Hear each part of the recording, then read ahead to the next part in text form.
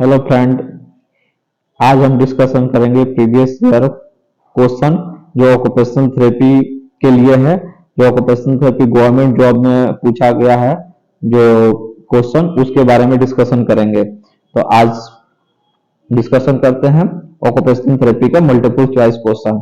तो इसमें पहला जो क्वेश्चन है वो है what are the primary curve of spine. Spine का प्राइमरी कर्व कौन होता है? प्राइमरी कर्व किसको बोला जाता है स्पाइन में? तो उसका पहला जो ऑप्शन दिया है सर्वाइकल लंबर, दूसरा ऑप्शन दिया है लंबर ऑफ सेक्रल रीजन, तीसरा ऑप्शन दिया है थोरैक्स एंड सेक्रल रीजन और चौथा दिया है थोरैक्सी ओनली। तो इसका सही आंसर है यहाँ पर ये थोरैक्स सेक्रल रीजन होता है। दूसरा क्वेश्चन दिया है what part of the brain is the sensory relay station. Brain का कौन सा पार्ट जो होता है जो सेंसरी रिले स्टेशन कहलाता है? Frontal lobes, medulla, temporal lobe या थैलेमस? तो इसका सही आंसर जो है थैलेमस जो होता है ब्रेन का सेंसरी रिले स्टेशन कहलाता है। आंसर इसका 4 नंबर सही है। तीसरा क्वेश्चन दिया था Broca's are for language production is part of. जो ब्रोकाज जो होता है एरिया वो लैंग्वेज प्रोडक्शन का पार्ट होता है, वो कौन सा लोब में होता है? फ्रंटल लोब में होता है कि टेम्पोरल लोब में होता है कि ऑक्सीपिटल लोब में होता है या फ्रंटल लोब में होता है? इसका सही आंसर है फ्रंटल लोब्स जो यहाँ पर दिया है। तो फ्रंटल लोब जो होता है सही आंसर है। इसके बाद से 4 नंबर पूछा है question which of the flowing characteristic in the bone is not correct. अब इसमें पूछा है बोन के लिए कौन सा करेक्टर जो होता है सही नहीं है। ठीक है, तो इसमें पहला जो दिया है option compact bone is the hard external layer of the all bone. कह रहा है कि जो कॉम्पैक्ट बोन होता है उसका आउटर एक्सटर्नल लेयर होता है ऑल बोन का, वो क्या होता है? हार्ड होता है। ये बात सही है, हर बोन का जो होता है कॉम्पैक्ट बोन होता है, जो हार्ड लेयर होता है उसका आउटर लेयर हार्ड होता है। ये सही है। दूसरा दिया है microphage are the living cell of the bone tissue and ये members matrix of the bone. ये वाला जो आंसर है, ये वाला जो ऑप्शन है ये बोन से रिलेटेड नहीं है, तो ये आंसर गलत है। तीसरा है spongy bone predominated is region where bone less dense and at the end of leg long bone. ये बात सही है कि स्पॉन्गी बोन जो होता है परमिनेटेड रीजन जो होता है लॉन्ग बोन के सबसे एंड में जो होता है ये स्पॉन्गी बोन देखने के मिलता है। ये सही है। चौथा भी spongy tissue is the compression is the represent the stress, ये भी सही है। आंसर इसमें 2 नंबर जाएगा जो बोन से रिलेटेड नहीं है। ठीक है, 5वां नंबर जो क्वेश्चन है visual field loss of the name side of both is now. Visual field जो लॉस हो जाता है उसका क्या नाम बोला जाता है? ठीक है, दोनों साइड का, तो उसको बोला जाता है, आंसर में दिया है होमोनाइनोसिस हेमिफिलीजिया। ठीक है, इसको बोला जाता है। 6 नंबर है फ्रैक्चर ऑफ द रिस्ट। अगर फ्रैक्चर हो जाता है, रिस्ट में फ्रैक्चर हो जाए तो when a person fall in outside arm with finger pointed outside, तो उसको उस फ्रैक्चर को क्या कहा जाता है? उस फ्रैक्चर को कॉलिस फ्रैक्चर कहा जाता है। ठीक है। 7 नंबर है hand bone does not consist. Hand bone जो होता है, हैंड जो बोन बना रहता है इसमें कौन सा नहीं होगा?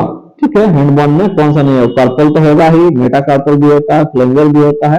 अब मेरिडियम जो है वो हैंड बोन में नहीं बना रहता, हैंड बोन से नहीं बना रहता। तो 7 नंबर का ये 4 नंबर आंसर होगा।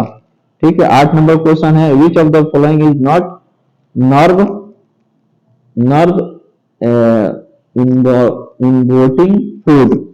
तो इसके लिए जो होता है नर्व इन्वर्टिंग फूड कौन सा होता है? नहीं होता है, तो अल्ना रीजन में नहीं होता है। ठीक है, ठीक है। अब दूसरा और क्वेश्चन है इसमें, 9 नंबर जो क्वेश्चन है वो है ability to sense the orientation of the one body with respect to environment. तो उसको कहा कौन सा, ये एबिलिटी टू सेंस जो होता है ओरिएंटेशन के लिए बॉडी को, कौन सा रिस्पॉन्सिबल होता है सेंस, तो प्रोप्रियोसेप्टिव सेंस इसमें रिस्पॉन्सिबल होता है, प्रोप्रियोसेप्टिव सेंस। तो आंसर कौन जाएगा, 2 नंबर आंसर जाएगा। ठीक है, 2 नंबर आंसर जाएगा।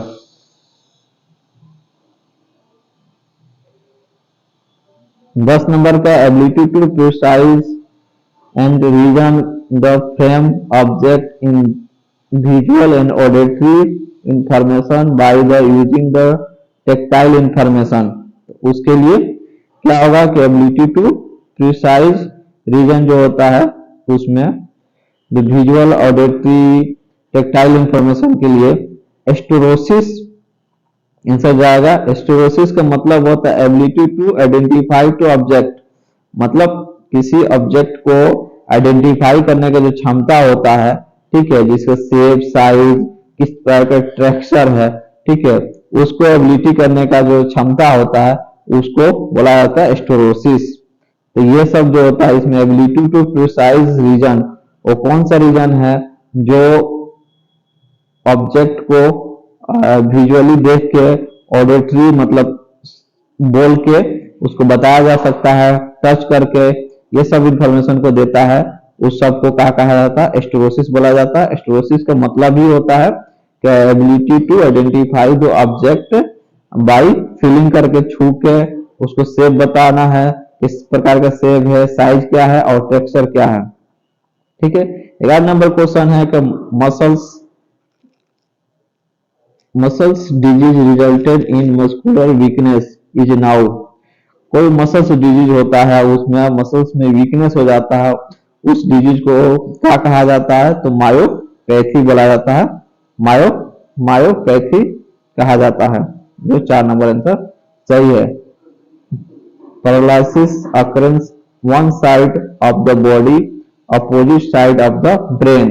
कह रहा है कि किसी आदमी को पैरालिसिस हुआ है one side the body, opposite side जो होता है ब्रेन का, ब्रेन में, तो उस in which the causal lesion occurs, उसको क्या, उस कॉजुअल लेजन को क्या कहा जाता है, कंट्रेक्चुअल हेमिप्लेजिया बोला जाता है। कंट्रेक्चुअल हेमिप्लेजिया में तो वन साइड द बॉडी का जो होता है उसमें इफेक्टेड हो जाता है, उसे कंट्रेक्चुअल हेमिप्लेजिया कहा जाता है। 13 नंबर क्वेश्चन है inability to speak many words understood speech read and right.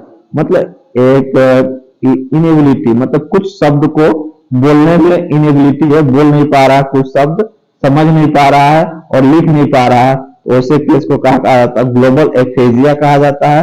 ये ग्लोबल एफेजिया एक लैंग्वेज डिसऑर्डर होता है जो ब्रेन डैमेज होने के कारण होता है, और उसमें ब्रेन डैमेज होता है, क्या होता है, एसपीडी सेंसरी प्रोसेसिंग डिसऑर्डर हो जाता है उसमें।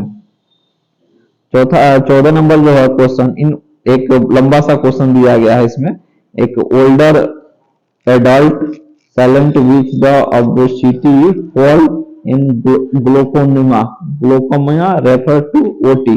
कह रहा है कोई ग्लूकोमा का पेशेंट है जो ऑक्यूपेशनल थेरेपी के पास जा रहा है और ऑक्यूपेशनल थेरेपी इवैल्यूएशन कर रहा है, इंटरवेंशन कर रहा है, और उसके बाद से उसमें विजुअल इंपायरमेंट उसको पता चल रहा है, वो एक्सपेक्ट कर रहा है। एक्सपेक्ट करने के बाद से जो होता है उससे रिजल्टेंट क्या निकलेगा, उसमें क्या हुआ है, तो ऑक्यूपेशनल थेरेपी इसमें फाइंडिंग होता है। तो इसमें ऑप्शन क्या है इसके हिसाब से, क्वेश्चन के हिसाब से, पेरिफेरल विजुअल लॉस।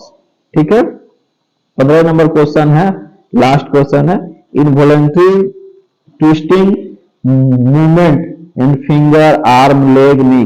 कह रहा है कि इनवॉलंटरी जो होता है फिंगर ट्विस्टिंग हो जाए, ठीक है, चाहे नेक का ट्विस्टिंग हो जाए, चाहे लेग का ट्विस्टिंग हो जाए, गर्दन मुड़ जाए, तो उस कंडीशन को क्या कहा जाता है, उस कंडीशन को एस्टेरोसिस कहा जाता है, एस्टेरोसिस कहा जाता है उस कंडीशन को। तो इस वीडियो में इतना ही, अगला वीडियो में अगला मल्टीपल चॉइस क्वेश्चन जो होता है लेके आएंगे।